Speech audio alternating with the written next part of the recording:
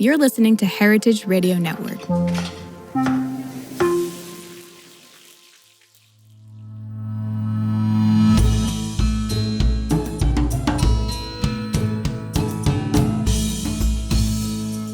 Welcome to One Bite is Everything, the podcast that connects every bite you take to something a little bit bigger. I'm your host, Dana DiPrima, and I'm so glad you're here. Standing not much taller than 5 feet at 89 years old, today's guest is a giant in the world of food policy, Dr. Marion Nestle. She's been called one of the most influential voices in food and nutrition, and for good reason. For decades, she's broken down the politics of what we eat, from what ends up on supermarket shelves to what's hiding in our federal food guidelines. Dr. Nestle is the Paulette Goddard Professor of Nutrition, Food Studies, and Public Health at New York University, and she's the author of numerous books that have changed the way people understand food politics, what to eat, soda politics, and others. And now she's got 2 new ones coming. A fully updated edition of What to Eat, which comes out in November 2025, and a forthcoming book about cereal boxes. Yes, cereal boxes, and what they tell us about the marketing, manipulation, and myths of modern food culture. She was just featured in a New York Times article for her persistent, rigorous voice in a time when food policy and the truth are under pressure. And I was lucky enough to sit down with her to talk about the overwhelming food landscape we're all navigating right now. From the disarray of federal oversight to what's really happening in your supermarket aisle, we get into it. We talk about the erosion of trust in institutions, the meaning or meaninglessness of regenerative labels, the harm of ultra-processed foods, and how we move forward locally, politically, and personally. Let's get into it. It's a book about food issues using supermarkets as an organizing device. So I go around the supermarket aisle by aisle and discuss the issues that arise in each section. And then there's supermarkets as a whole. What to Eat, which came out in 2006, there was online ordering, but hardly any.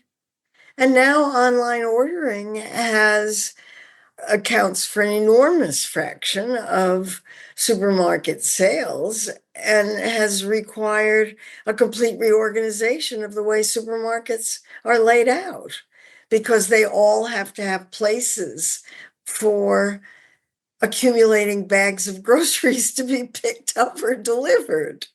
Supermarkets have a tremendous amount of power.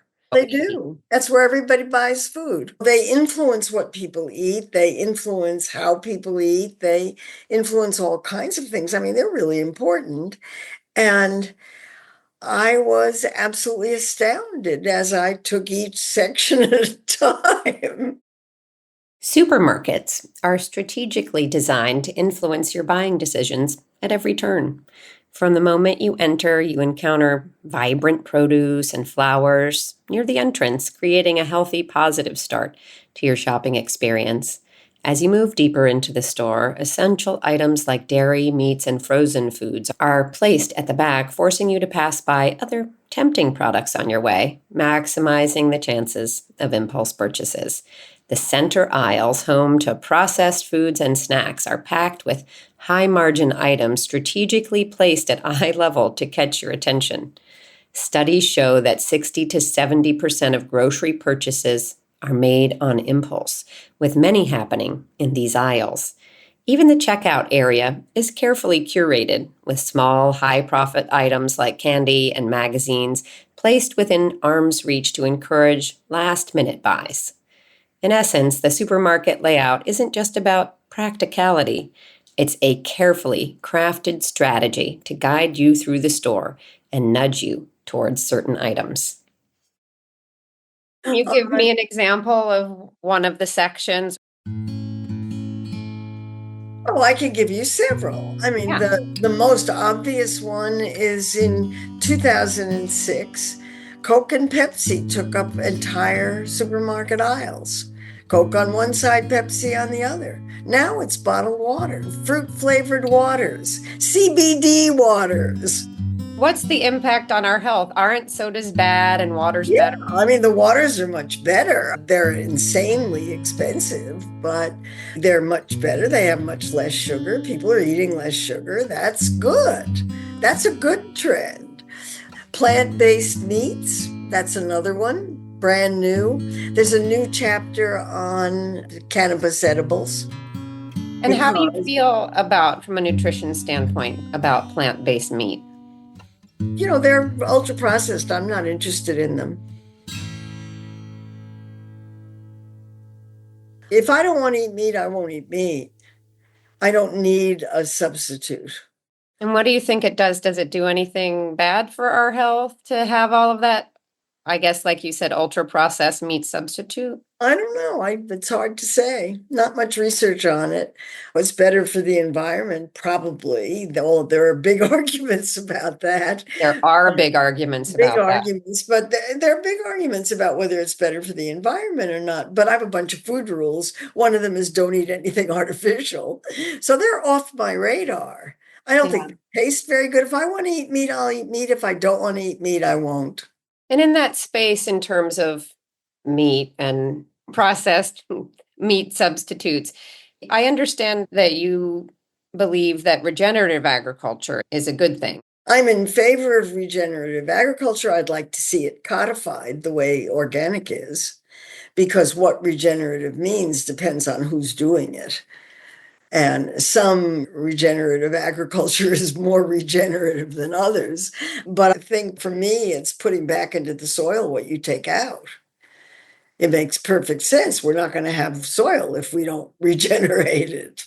And isn't that like a little bit of like our plants have existed on planet Earth with animals, eating them and then putting their manure back into the soil, all of that? Does that not make a case for example, for meat over processed meat? It does. I think we in the United States should be eating less meat, but that doesn't mean none. I mean, the ideal is that you have animals grazing on land that's not appropriate for growing food.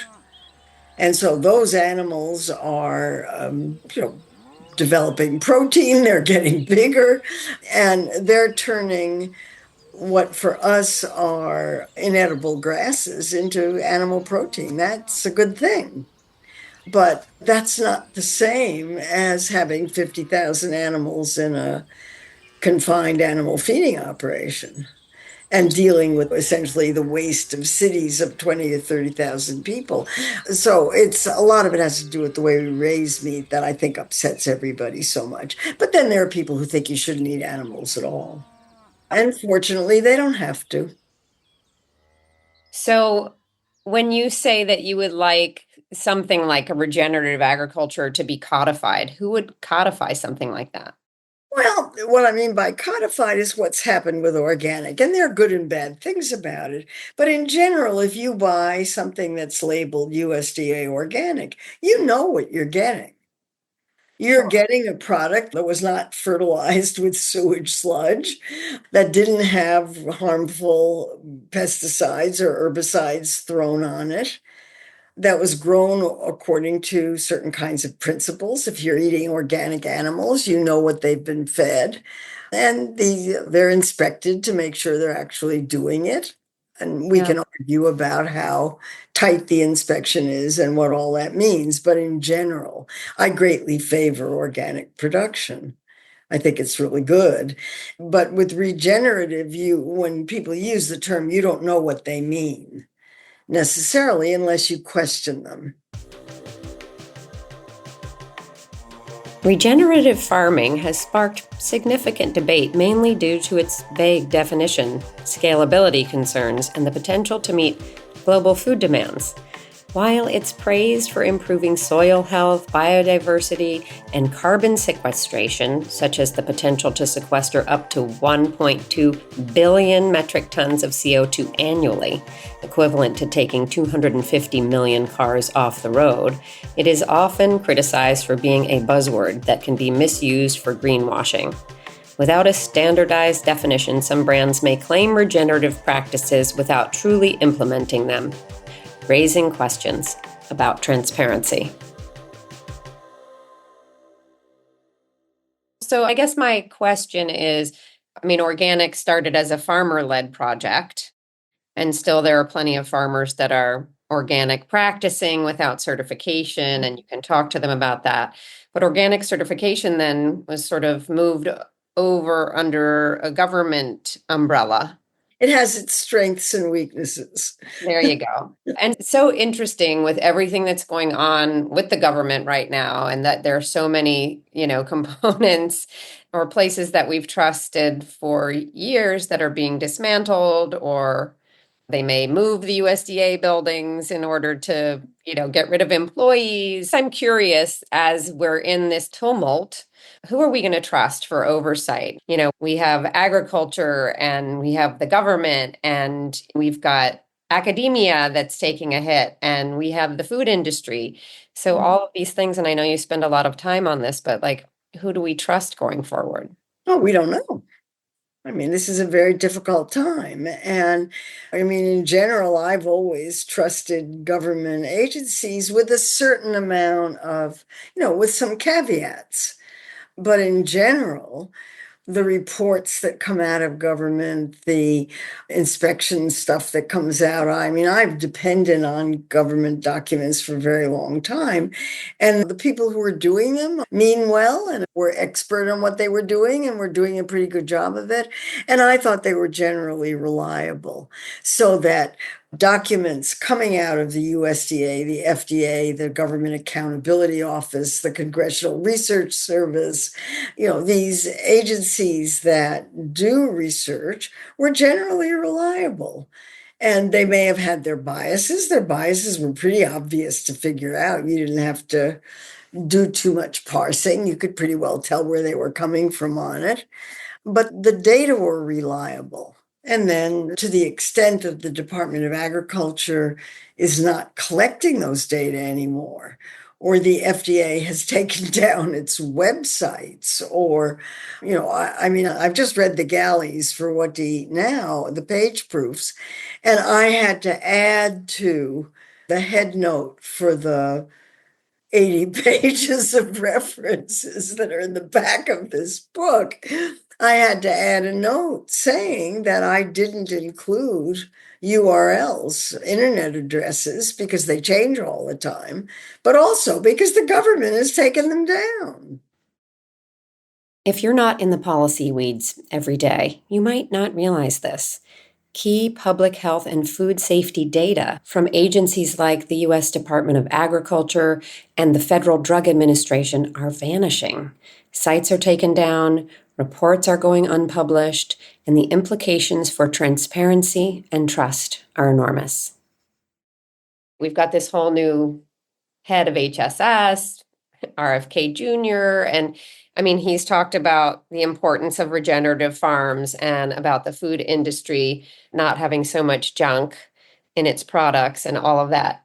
And I think there's this collision of hope and skepticism happening out there in a storm. And I'm curious that if you were doing a federal food policy, what would be your sort of top 3 things you would do? Well, I would do it differently than RFK Jr. is doing it, for sure. What he's done, he's picked 4 things that he's done so far. He wants to get color additives out of cereals and candy. The petroleum dyes, red 40 and yellow 5 and 6 and so forth. Fine, I'm in favor of doing that. I just don't think it's a very important issue. He wants to close the generally recognized as safe loophole, which allows food companies to determine which additives are safe and which aren't. Fine, I'm in favor of that. I just don't think it's a very important issue. He wants to get fluoride out of the water supply. One of the great public health measures of the 20th century. Yes, it could be done better. Yes, it could be done more carefully, but it sure has been good for an awful lot of people's teeth. And then he wants to get sodas and candy out of SNAP. Okay, that's Department of Agriculture, but the Department of Agriculture said that it will allow pilot projects and waivers. It's going to allow that. That's also something that I'd like to see tried, although I'd like to see it very well studied. So I'm with him on all of those things, but they're not getting to what you have to do to make America healthy again. And what he hasn't done is gone into areas that I think are absolutely essential for improving people's health. 75% of American adults are overweight or obese. 30 or 40% of children are overweight or obese. So something has to be done about that because obesity is an enormous risk factor for type 2 diabetes, heart disease, and a whole bunch of other conditions. And so the question is, what are you going to do about that?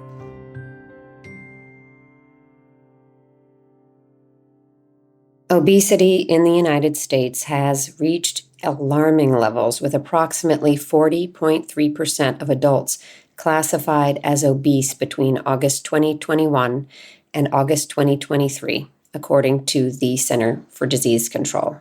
This marks a slight decrease from 41.9% in 2020, the first drop in over a decade, potentially attributed to the increased use of weight loss medications like Ozempic and Wegovy. Despite this modest decline, severe obesity remains a growing concern, affecting 9.4% of adults, with women and younger adults experiencing higher rates. Obesity's prevalence varies across demographic groups, with Black adults having the highest rate at 49.9%, followed by Latino adults at 45.6%. Geographically, 23 states report obesity rates exceeding 35%, a significant increase from 2013 when no state had such high rates.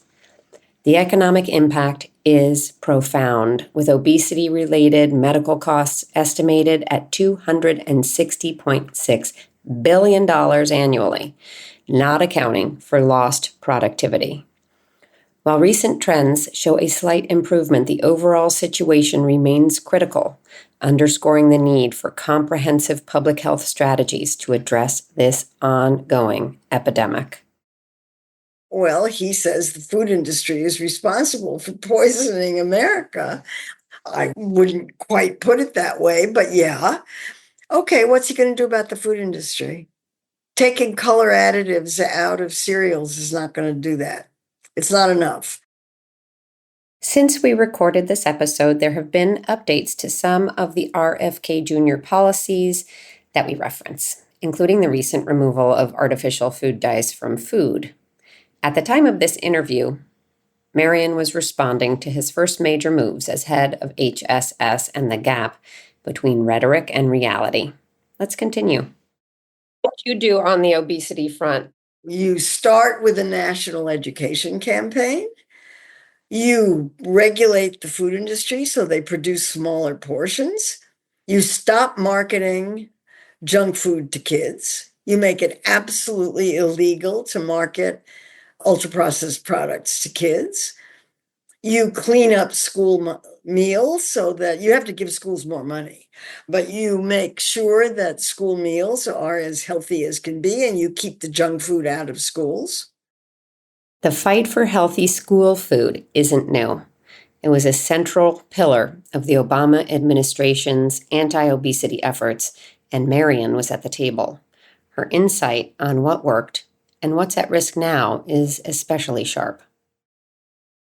I mean, there are lots and lots of ways of doing that. You try to make it easier. You change the agricultural system so the agricultural system supports the production of food rather than feed for animals and fuel for automobiles. So we're talking about corn. We're talking about corn and soybeans. You know, the fact that nearly half of the corn supply goes to, it's 12 billion bushels or something like that. It's a lot of corn. Half of it goes to feed animals, and half of it goes to fuel automobiles, with a tiny little fraction, a tiny fraction for ingredients and food for people. I mean, corn on the cob doesn't even show up on the Yeah, Department sweet of corn is a Agriculture. different crop altogether, Totally different. So but it goes into processed foods and everything goes into processed food, but even then, it's only a tiny fraction of the corn supply that goes into processed foods. so you would say that the land that we're using to create corn for animal feed and for ethanol would be better used for Or fruits and vegetables. fruits and vegetables. Yes, they would be cheaper.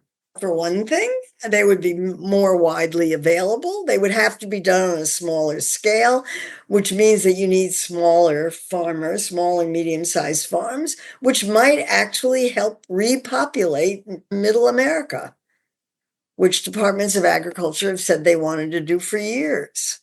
So I think there are things that could be done. It's just that nobody wants to do them because in order to do them, they have to fight some industry.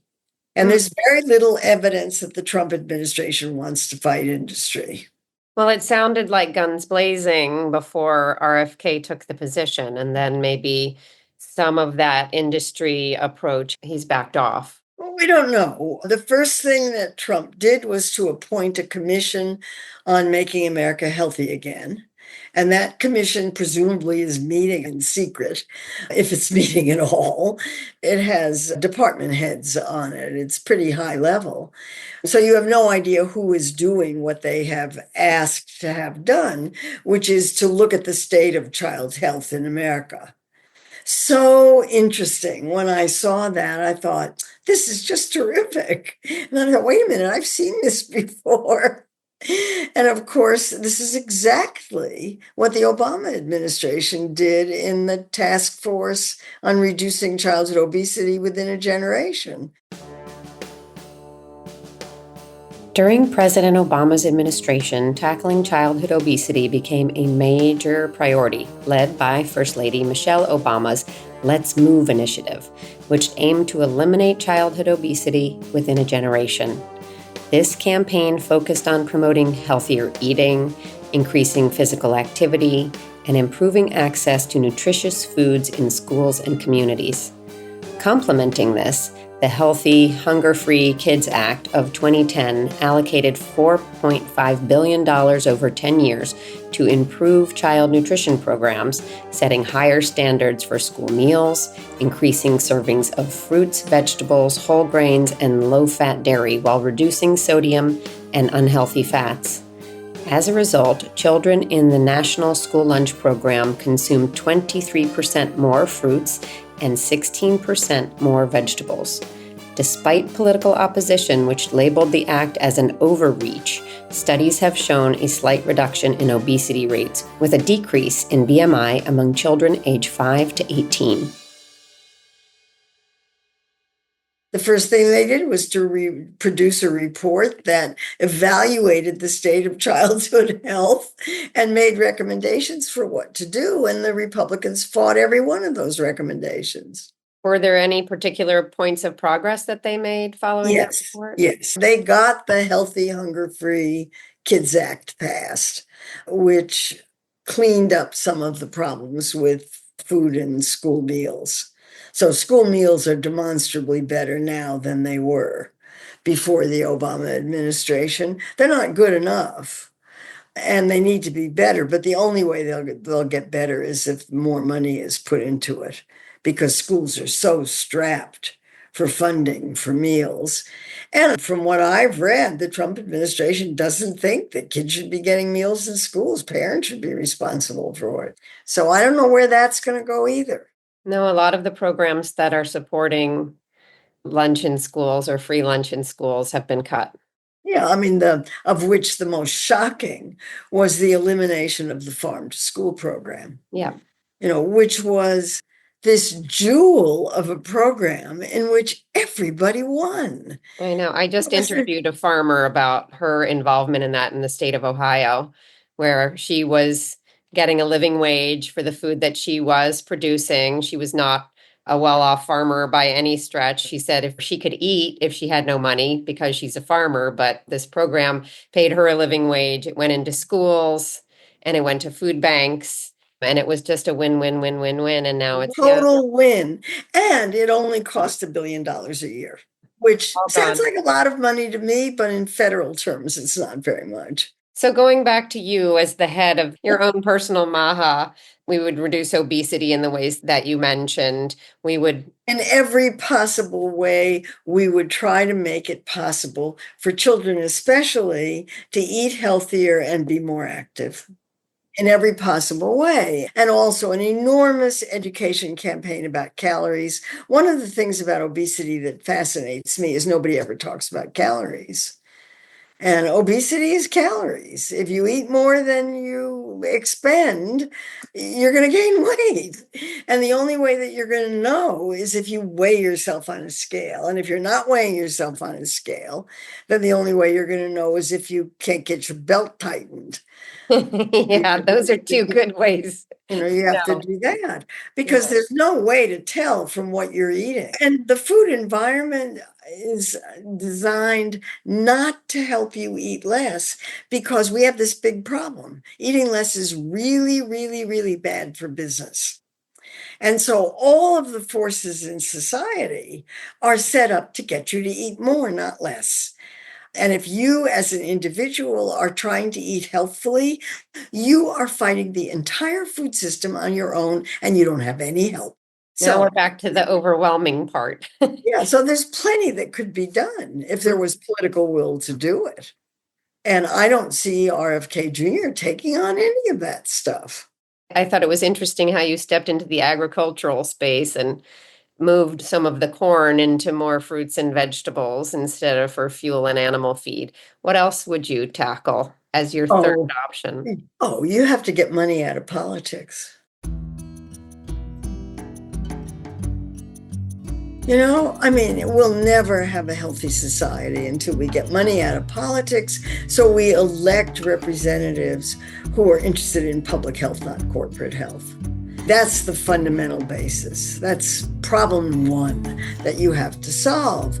We need to overturn Citizens United, the act that allowed unlimited corporate contributions to campaigns.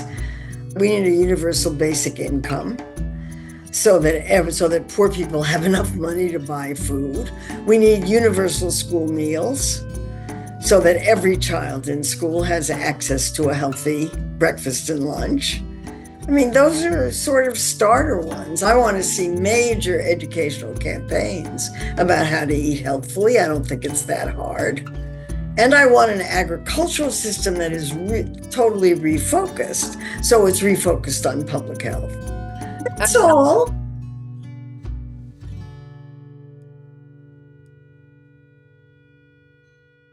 I was just going to say, in the absence of the possibility of making those things happen in the next 4 years, what do you think the most important thing is for us to do? Well, you have to do it locally. You have to do what you can in your local community if you can't do anything about what's happening nationally. So you want to make sure that your local schools are serving healthy food and are making sure that kids are able to eat healthily and the food tastes good. You want to get a garden in the school. You want to teach kids how to grow food and harvest it and cook it if possible. That's something you can do on the local level. And you want to look around in your community and say, how can I improve the food environment in my community? Where are the places where the food environment is really not working? And how can I change that? How can I help educate my family, my friends, my community? How can I work with my community to create a healthier environment for eating? And there are lots and lots of ways of doing that, and it depends on the community how you go about doing that. But I think, locally you can do really a lot, and you can do a lot for a lot of people. And there are many, many, many, many, many organizations working on these kinds of things. If you don't want to do it yourself, then join those organizations. Like what? Well, the one that everybody worries the most about is anti-hunger activity. If there are people in the community who are too poor to buy food and you've got a food bank, or you've got some other kind of thing like that, then that's something that you can support, provided that that food bank is also trying to engage in politics and also trying to promote teaching people how to farm and teaching people how to cook. I'm curious, just in the intersection of agriculture and food on a local basis and politics, that generally speaking, we have a population of farmers who are voting to support the Republican agenda. I mean, it's not across the board, but I'm just curious what you think about the opportunity there with farmers in local communities. Well, it depends on what you mean by farmer. I know lots of people who would like to farm and can't because they can't afford the land or they can't afford the equipment or whatever, but mostly it's a land issue. They can't afford the land. So we use the term farmer to refer to anybody who grows food, but this ranges from people who are growing food on an acre and people who are growing vast states full of corn, soybeans. Sure. Those are not necessarily the same people. But there is no question that the big farmers who are growing corn and soybeans support the Republican administration. And I've just been told by somebody who has a Midwest farm that he got unsolicited letters from the Trump administration offering him money to fill in the gap between what it's going to cost him to produce corn and soybeans and what he's going to be able to sell it for. So the Trump administration is taking care of the Midwest farmers. Like the bigger ones in terms of subsidies, is that what you mean? Or off on? No, just a cash out. Well, you get this much money for this much acreage, unsolicited. So not part of the government subsidy program, just on the side. A gift. Well, we're cutting the $1 billion for the small farmers and the food. That's right. I see. What's going on under the radar, do you think, in terms of like big issues that people aren't paying attention to? Because I always feel like there are fads and trends and things and, politics and arguments over whatever. And then all of a sudden some new issue is popping up that has always been bubbling under the surface. And I'm wondering if you've got your finger on that. I don't have a crystal ball. From what I can see, every program that I care about is in trouble. It's going to have its budget cut. And then the big question is what happens at that point? I would say the other thing, if I were in charge of everything, I would insist that these food organizations form coalitions. What do you mean? Well, there are thousands of food organizations, literally thousands. There are many in every community, but each one of them has its own. They're competing for funding.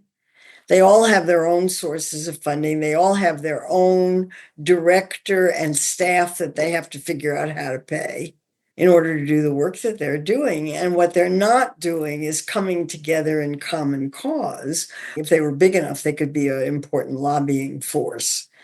And maybe this new political alignment will force them to do that. That would be a good thing. I hope it does.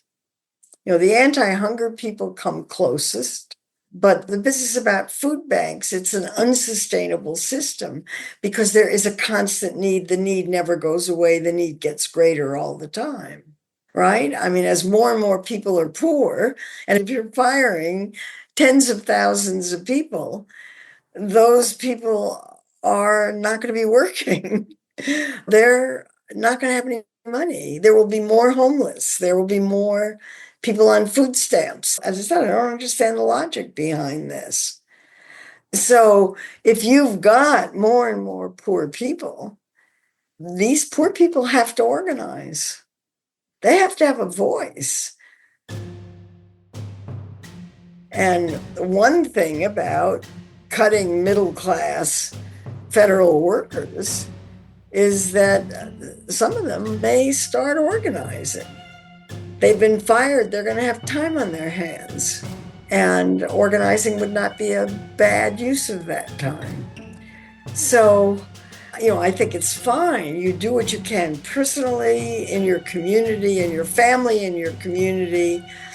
with your kids, with your friends' kids. You do what you can. But eventually, if you want to make real change, you've got to get involved in politics. Run for office. Run for local office anyway. It's probably too expensive to run for federal office unless we get rid of. Oh, that's the other thing. We need a different way of financing elections so that there's a level playing field. That would make a big difference, I think. Let's talk a little bit about marketing, because you were talking about how we shouldn't be marketing junk food to kids. But the marketing of food and what to eat and what not to eat has really gotten out of hand. And I do appreciate your dissection of these studies as they come out, that they're valid research studies or that they're brand studies looking to promote something. But there are also a tremendous, really an overwhelming, this is my theme, overwhelming number of sort of these food influencers who are not reading research or just taking the headlines and making everybody nervous about little things. I like to say this sentence like they have the emphasis on the wrong syllable. Like it just seems like very out there. I was just at a meeting of 1,000 of them. Oh, tell me about that meeting. Cherry Bomb. The food magazine Cherry Bomb, and has its jubilee every year. And I went to this one, and there were 1,000 young women influencers. Every single one of them was an influencer. And all the speakers were telling them how to be better influencers and how to up their numbers and up the number of followers. It was kind of astounding. There was very little content. It was all process. Was there an opportunity for you to maybe influence the influence? No. No, I was a guest. Oh, gosh. What was going through your head besides the lack of content? Well, I was astounded at the number and the level of enthusiasm, which was wonderful to see. I mean, it really was very exciting. And they're all young women. That was exciting too. But the lack of content was very disturbing to me. What is it that they are saying, and what is it that they are trying to get their followers to do? And there was a lot of what I would consider to be faddism that seemed to pop up. As you see it from that marketing platform, what are the biggest harms that are being done there? The harms? I don't know how harmful they are. You want to promote a vegan diet, you can promote a vegan diet. There doesn't have to be anything harmful about it. As I said, I just don't know what they're telling people. And that's a worry because, nutrition's not that easy. Food is easy. Eat plants. It's easy. But then after that, things get complicated. I think it's interesting. You've said that the solution to your eating right and eating well and being healthy is kind of boring. And I'm sure the influencers aren't out looking to be boring, because that's not going to get their numbers up and get them followers. I mean, let's put you on that Cherry Bomb stage for a second. Let's talk to those influencers for a second about the key messages they could be sharing that would actually really be productive. Well, I'm somebody who believes in an omnivorous diet. I'm an omnivore. I'm a foodie. I love food. I think taste is the most important issue. And I do absolutely believe that dietary advice is so simple that Michael Pollan can do it in 7 words. Eat food, not too much, mostly plants.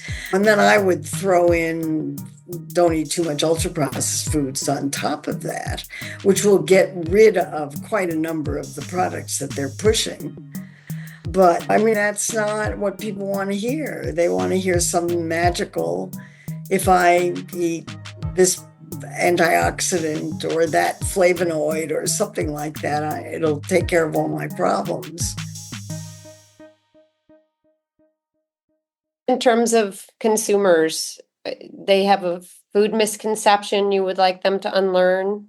Well, as I said, I don't find any of this very complicated.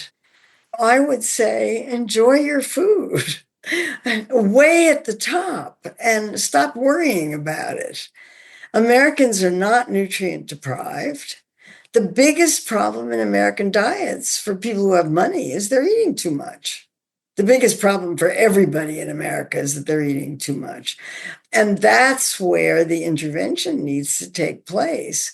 And the big question is how you go about fixing that. It's a very tough one. It's not something that's easy to do. Now, just curious how you got obsessed with cereal. I started collecting cereal boxes probably around 1990. I was the editor of the 1988 Surgeon General's Report on Nutrition and Health in Washington, D.C. And the next year, General Mills came out with a cereal box that said all 7 recommendations. This cereal meets all 7 recommendations of the Surgeon General. That was my report on the cereal box. Now, is the Surgeon General still making cereal box covers? Not that I know of. And then whenever a cereal box would have some completely ridiculous health claim on it, I would buy it, like immunity or children's cognition, or eat this cereal and you'll lose 10 pounds in 2 weeks. Seriously. So, I started collecting those, and I got rid of the cereal and kept the box. And after a while, I had a lot of them. And when I'm working on What to Eat Now, which is coming out in November, there was a long 4-month hiatus during the period when my editor was reading the manuscript and editing the manuscript. It took a very long time for that to happen. So I had 4 months when I was just didn't have anything to work on. And my agent said, well, what's your next book? And I said, I've got all these cereal boxes. I'm going to do something with them. And so we talked about a proposal. And then I remembered that, of course, I had talked about a book about food and nutrition policy using cereal boxes as illustrations. I had talked about that with a former vice president of Kellogg, a woman named Lisa Sutherland. And I thought, I better check with her and tell her I'm doing this. So I did. And she said, I'm doing this with you. So we're doing it together. And wow. we're having such a good time. She knows all kinds of things about cereals that I don't. She's not at Kellogg anymore? Oh, no. Okay. No. She hasn't been there for a long time, and she left without signing a non-disclosure agreement. And so we're writing it together and having a terrific time doing it. It's been Give me a little inside scoop on what's happening in my cereal. Well, this book is a deconstruction of cereal boxes. Every single thing on a cereal box is there for a purpose, either because it's required to be on the box or because it's part of marketing. So in a sense, this is a book about food marketing. And because cereal companies change the design of boxes several times a year, certainly once a year and sometimes once a month. And they're always introducing new cereals in order to try to get more customers. They're able to respond very quickly to new regulations, new requirements, new fads, whatever the fad is. So immunity is one, and cognition is another, and weight loss, and all of those things. And so we have boxes that illustrate that, and we use the boxes as starting points for discussion about whatever it is that the companies are trying to do. Also, the companies were involved in huge numbers of lawsuits over whatever health claims. There's a lot of dirt we dug up. It's kind of fun. The most recent serious health claim that was on cereals was a sleep one. The claim was that it supported healthy melatonin production. I thought that was hilarious. Just in terms of requirements, if you're making claims like that, you have to back it up. That was a structure function claim. They could get away with that. They said it supported a healthy melatonin production, and that claim was authorized by the Dietary Supplement Health and Education Act of 1994 that authorized structure function claims. The FDA can't touch them. There's a lot going on inside that cereal box. There's a lot going on, really a lot. That was Dr. Marion Nestle, a powerhouse in the world of food politics, in pointing out what research is real and which studies are just marketing junk. Could have talked with her for hours. She's sharp, tireless, and one of the clearest thinkers we have on the tangled web of food, power, and policy. Here are 3 things I'm still thinking about. The power of supermarkets to shape not just what we eat, but how we think about eating. The false choice between meat and fake meat, and the real value of regenerative agriculture, if we can ever define it. The reminder that national food change often starts locally, in our schools, our farmers markets, and the policies we push for in our own communities. Marion's blog is at foodpolitics.com, and her next book, What to Eat Now, comes out in November 2025. Follow her there and keep an eye out for that cereal box expose in 2026. If you found this conversation compelling, I'd love for you to share the episode with a friend. And even more importantly, would you take a minute to leave a review on Apple Podcasts so that other curious people like you can find it? Thank you for joining me here today on One Bite is Everything. Your role in listening here and sharing these stories is a powerful one. You are doing your part to unpack the complicated world of food by being curious and interested. Thank you for that. I'm your host, Dana DiPrima, and I will see you here again next week.